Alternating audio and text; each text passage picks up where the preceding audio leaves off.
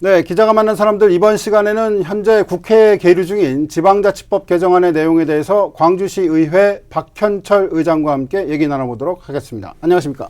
안녕하세요. 네. 자, 우선 이 현재 국회에 6개월 넘게 계류 중에 있는 이 지방자치법 전부 개정안의 주요 내용이랄까요? 뭐 골자라고 할까요? 간단하게 소개해 주시죠. 이번에 정부가 발의한 지방자치법 전부 개정 법률안에는 사실은 지방자치단체의 구성을 주민투표로 결정할 수 있는 안이 어떻게 보면 가장 큰 골자라고 할 수 있겠습니다. 네네. 그래서 그 지방자치단체의 인구 및 규모 등 지역별 특성에 따라서 다른 방식으로 지방자치단체를 구성할 수 있는 방안들을 열어놨다는 점에서 굉장히 획기적이고 매우 찬성하는 입장입니다. 그 밖에 또 어떤 내용들? 또한 그 지방의회의 인사권 독립이라든가 그다음에 중앙과 지방의 협력 관계 그리고 지방자치단체의 자치권 확대와 주민 참여제를 좀 더 확대하고 주민 자치의 설치 근거 등을 마련해서 지방자치분권에 굉장히 효율적으로 대응한 그런 지방 개정안이 되겠습니다. 네. 그 말씀해 주신 뭐 그 주민투표제 같은 내용들에 대해서는 이제 차후에 저희가 좀 얘기를 해보고, 자, 일단 이번 개정안이 지난해 10월에 정부가 발표를 했죠. 그리고 올해 3월에 국회에 이제 제출이 됐는데 아직까지 처리가 안 되고 있어요. 이게 현재 상황은 어느 정도까지 가 있는 건가요? 지금 현재 소관 상임위에서 지금 계류 중인데요. 지금 그 이번 지방자치법 전부 개정안에 대해서 좀 더 심도 있는 심사가 또 필요하고 실제로 정부 개정안 외에도 의원님들이 국회의원님들이 발의한 개정안이 굉장히 많거든요. 그래서 거기를 좀 병합 심리하는 과정이 좀 필요할 것 같고 그래서 좀 부족한 부분을 좀 보완하고 그래서 실질적인 주민자치와 지방자치 확대를 위한 그런 개정안이 심의되고 그리고 또 통과되기를 고대하고 있습니다. 이 정부의 개정안 말고도 국회의원들이 발의한 개정안도 다수 있나 봐요? 예, 그렇습니다. 특히 이제 그 추미애 의원이 발의한 개정안에 보면 지금 정부 개정안에는 빠져 있는 그 지방의회 인사권 문제에 있어서 광역의회뿐만이 아니고 기초의회까지도 인사권 독립을 확대하는 방안이 담겨져 있습니다. 그런 것들이 아마 병합 심리되어서 국회에서 좀 개정안이 통과되기를 바라고 있습니다. 아무래도 다수의 의원들이 개정안을 동시다발적으로 내고 있다는 얘기는 그만큼 이제 현행 지방자치법의 개정이 좀 필요하다, 뭐 이런 얘기가 될 수 있을 것 같고요. 자, 관련해서 앞서 얘기하신 그 지방의회 사무국의 인사권 문제, 뭐 이런 문제들은 저희가 이제 추후에 다시 얘기를 해보고, 자, 이 앞서도 얘기하셨지만 이 주민 참여 권리 강화 그리고 주민투표제에 대한 내용이 이번 개정안에 포함되어 있다고 말씀하셨어요. 그 부분에 대해서 다시 한번 설명해 주시죠. 그 주민투표법에 따르면 주민투표를 실시하여 의견을 듣도록 했는데요. 그 주민감사 청구 제도는 그 실질적으로 감사의 요건을 굉장히 완화해서 주민감사 청구를 용이하게 했습니다. 그리고 또한 그 조례의 개폐라든가 그다음에 그 지방의회나 자치단체장이 정하는 규칙이나 규정 이런 것들의 개폐 청구도 가능할 수 있도록 이번 개정안에는 좀 빠져 있습니다. 그래서 조례의 개폐 청구나 그다음에 소위 얘기해서 행정소송이나 이 전치주의라고 하잖아요. 그런 것들이 이제 좀 더 완화돼서 지금 발의가 되어 있는 상태고 특히 이제 그 아까도 얘기했듯이 그 규정이나 이런 것들은 좀 빠져 있는데 실제로 이제 그 자치단체장이 운영하는 규정에 대해서도 개폐를 청구할 수 있는 그런 것들이 좀 확대되었으면 하는 바람입니다. 뭐 말씀하신 것과 연관이 되는데 이 자치단체의 권한 확대, 자치권 확대에 대한 내용도 담겨 있다면서요?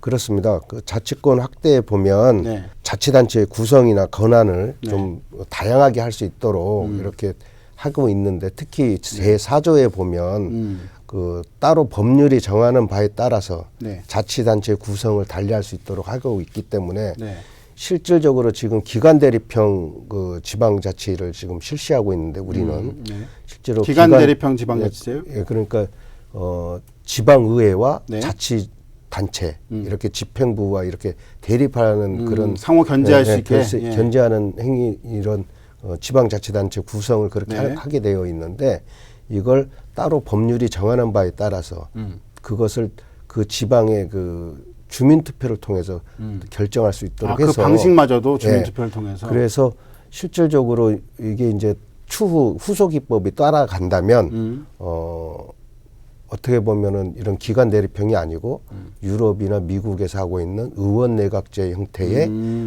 지방자치도 네. 가능할 수 있다라는 것이 이번 개정안의 가장 큰 특징이고 또 그걸 통해서 주민의 참여를 보장하는 네. 이것이 정부가 지금 발의한 지방자치법 전부 개정안의 네. 주요 골자라고 할 수 있겠습니다.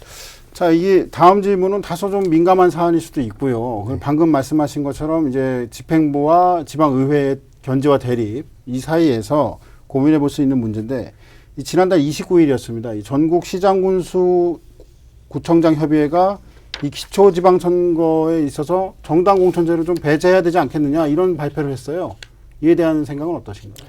글쎄 이거는 뭐 제가 제 개인 사견일 수도 네네. 있겠으나 정당 공천이 실시된 게 2006년도인데 그 네. 이전에는 사실은 정당 공천이 없었죠. 그렇죠. 그래서 그 없었을 때 당시에 문제점이 뭐였냐면 사실은 그 정치 신인들의 등용이 굉장히 어려웠다. 그리고 또 한 가지는 이 돈선거 문제. 네. 그리고 지역 토호 세력들의 그 정치를 거의 지방 정치를 이렇게 다 전행하는 네. 그런 문제들이 있어서 그것을 좀 더 이제 그 정치 신인의 등용이나 그다음에 여성의 정치 참여를 확대하는 방향으로 가야 되기 때문에 네.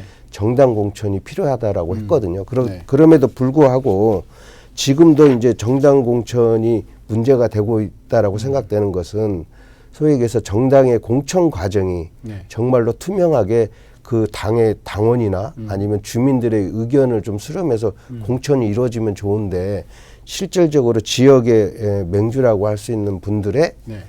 이런 입김에 의해서 공천이 좌지우지 되고 있다는 폐해가 있기 때문에 그런 네. 얘기들이 나오는 것이거든요. 그러면 실질적으로 그 과정을 좀 더 투명하게 하고 공천 과정? 예, 네. 공천 과정을 좀 투명하게 하고 주민들의 시민들의 참여나 이런 것들을 좀 더 공천 과정이 반영할 수 있는 그런 정당 내부의 제도적인 그 뒷받침들이 좀 필요한 것이지 실질적으로 정당 공천을 폐지하게 되면 네. 정치 신인이나 여성의 지금 여성 의무 할당제를 하잖아요. 공천. 그래서 이런 것들이 사회적 약자들이 진출할 수 있는 길을 오히려 막아버리는 그런 결과를 가져올 수 있다. 또 한 가지는 그로 인해서 실질적으로 정당에서 공천을 하게 되면은 소위 얘기해서 전과자라든가 문제가 있는 인사들은 네. 공천 과정에서 이미 좀 필터링을 해서 이렇게 공천을 하게 될 텐데 무소속으로 다 이게 하게 되면 사실은 이분들에 대한 검증 과정이 없기 때문에 실질적으로 전과자나 좀 부적격자 이런 분들이 지방의회에 더 진출할 수 있는 부작용도 있다라는 것을 말씀드리겠습니다. 남아있는 시간 문제 때문에 요 문제는 좀 다음에 다시 한번 네. 기회가 되면 네. 이 문제만 가지고 얘기를 해도 시간이 뭐 충분치 않을 것 같습니다. 자, 그렇다면 관련해서 이 지난달 그 의회 사무국직원에 대한 인사권을 앞서도 뭐 앞에 잠깐 얘기가 나오긴 했는데 시의회에 둬야 된다라는 내용으로 이 건의안을 채택하셨어요. 광주시 네. 의회에서. 네. 이 부분은 광주시 의회만 얘기한 겁니까? 아니면 다른 시의회도 얘기하고 있습니까? 지금 이제 한 달 정도 네. 조금 안 된 것 같은데요. 경기도 의회 시군의회 의장단 네. 협의회에서 이거는 또 이제 그 결의안으로 채택해서 건의문으로 그래서 각 국회의원실하고 그다음에 그 행안부 이렇게 이제 다 전달한 것으로 알고 있습니다. 그러면 그 내용을 주장하신 이유는 뭔가요? 지금 이제 정부에서 이제 개정안을 네. 보면 지방의회의 인사권 독립에 대해서 광역의회까지는 시도의회까지는 사실은 이제 개정안에 포함되어 있어요. 그렇죠. 그렇지만 이제 기초의회의 인사권 독립을 배제한 이유가 각 기초단체마다 그 지방의회의 그 사무국 인력이 네.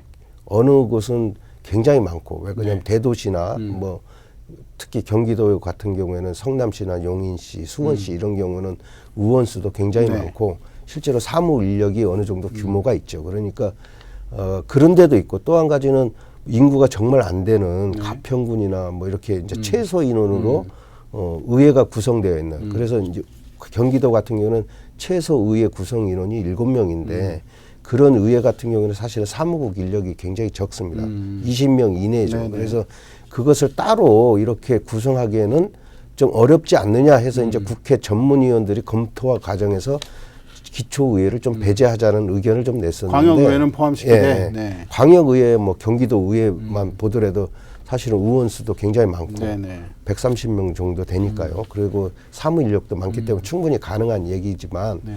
그렇긴 해도 사실은 지방의회의 그 기초의회의 사무 인력을 독립하는 것은 네. 사실은 우리가 기관 대립형 이 지방자치단체 구성을 지금 하고 있기 때문에 어떻게 보면 시장 군수가 임명한 사람이 기초의회에서 일을 하는 것이거든요. 그러면 시민의 대의기관인 그 기초의회가 정말로 제대로 된 견제와 감시를 할 수 있겠느냐. 임명권이 그 자치단체장에게 있는데 그런 의미에서 보면 사실은 인원이 이렇게 자치단체별로 기초단체별로 이렇게 다른 것은 사실은 광역 단위로 묶어서 네. 지금 우리가 선거관리위원회가 경기도 선거관리위원회가 있어서 각 기초단체별로 이렇게 뭐 광주시 네. 선거관리위원회, 용인시 선거관리위원회가 있으면 순환 보직을 통해서 해결하고 있거든요. 그런 방식으로 기초의회를 독립시킬 필요가 있다. 그렇게 되면 경기도의 31개 시군의 기초 그 의회의 네. 그 사무 인력들을 소위 해서 인사운영협의회라는 그런 그 광역 단위의 인사 협력 기구를 두어서 독립시켜서 거기에서 인사를 할 수 있도록 하는 것이 바람직하다라고 네. 생각합니다. 그러니까 사무국 직원에 대한 인사권이 부여돼야 손발이 좀 잘 맞을 수 있다. 뭐 이렇게 얘기가 될 수 있겠네요. 실질적으로 그 지방의회는 지금 집행부를 견제하고 감시하고 네. 그리고 예산의 낭비라든가 이런 것들을 효율적으로 쓸 수 있게 주민을 대표해서 일하는 기관이거든요. 근데 주민을 위해서 대표적으로 일하는 대의기관인 의회가 소위 얘기해서 집행부에서 임명한 공무원들이 와서 일을 하고 있거든요. 그러면 나중에 그 공무원들은 다시 집행부로 가야 되는 그렇죠. 사람들이에요. 네. 그러면 사실은 단체장을 눈치를 안 본다라는 건 있을 수 없는 일이고 그렇게 되면 지방의회가 사실은 기초단체에 비해서 굉장히 약하다. 그래서 강한 단체장, 약한 의회 지금 이렇게 구성되어 있다고 보는 게 현실일 겁니다. 그 문제를 해결하기 위해서도 이번 지방자치법 전부 개정안이 좀 수정이 필요하다 이렇게 네네. 얘기하시는 거네요. 네, 시간 관계상 벌써 시간이 다 저희가 준비한 시간이 다 됐는데 오늘 말씀 여기까지 듣도록 하겠습니다. 고맙습니다. 고맙습니다.